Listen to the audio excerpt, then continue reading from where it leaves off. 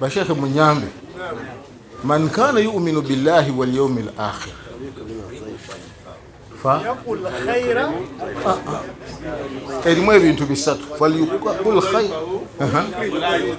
aha koja anina kusomesa yegwe oyo awo nali basomesa hadithi ekisookera ddala yagamba nti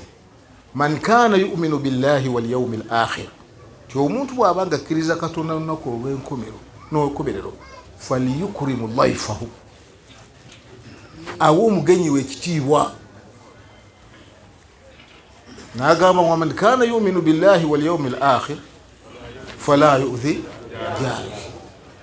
omuntu bw'abanga akkiriza Katonda n'olunaku olw'enkomerero tagezaako okuyisa bubi muliraanwa we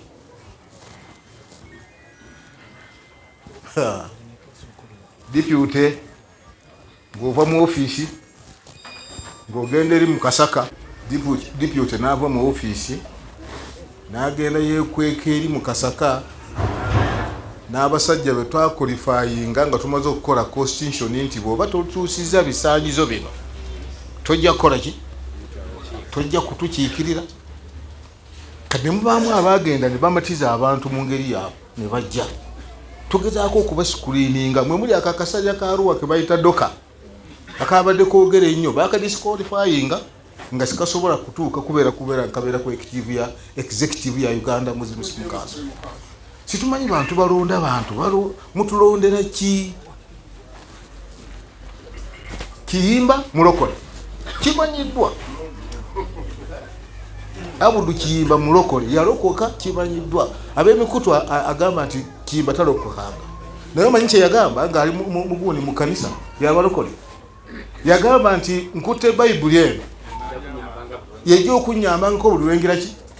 bwe nabangenze bwe nabanga ndiki nne kiwubaalo yejja okusomanga emaleko ekiwubaalo n'amala n'akyanga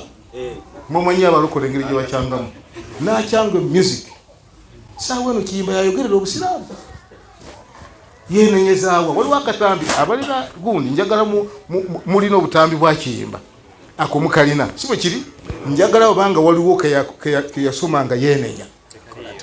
weekali bwe naaba ngenda okunyiiga naabikulanga mu Bayibuli muno nensomamu nenzikakanya obusungu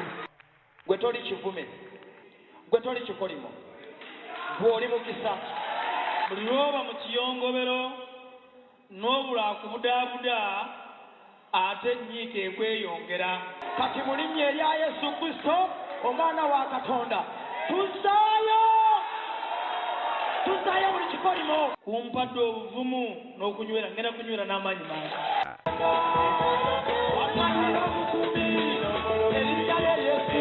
abalokole sibabawambye gwolowooza abalokole gyali saawa eno sibagamba nti edduwa zaffe zagize ki olaba omusajja waffe yalokoka bwayuuza n'olwekyo nze masiki gyembawa kyekisembayo ku hadithi kubanga nabbi agamba waman kana yu'minu billahi wal yawmil akhiri omuntu bw'abanga akkiriza Katonda n'olunaku olw'enkomerero falyaqul khayra yegendereze byayogera ayogeremu birungi byereere aweli yasmut oba sirika n'olwekyo nga sitwagala mututawaanye seeka amasimu ne gavuga ne baga seeka ate kino constitution gye twakola erina ebirayiro bibiri ekimu oath of allegiance ekimu oath of secrecy oath of secrecy egamba sijja kufulumyanga kigambo kyonna kigende mu community nga kinnaba kusengejjebwa n'abalina obuyinza ne bakikkiriza nalokanaga so help me Allah ne bukeera ku makya batudde mu Kasaka balondani simanya abampuliza nga mutegere kyengamba bama amuma omulimu gwamwe bama amuma kukola ki kusirika bw'oba oyagala okubuuza buuliza mu structures za Uganda Muslims Council Allah ajja kusaasira bwe kitaba bwe kityo alfitnatu naima falanatullahi ala man ayqadhaha ekikolimu naawe kijja kugira ki kijja kukwata kuba covid mu basiraamu akoze eki ayinvidde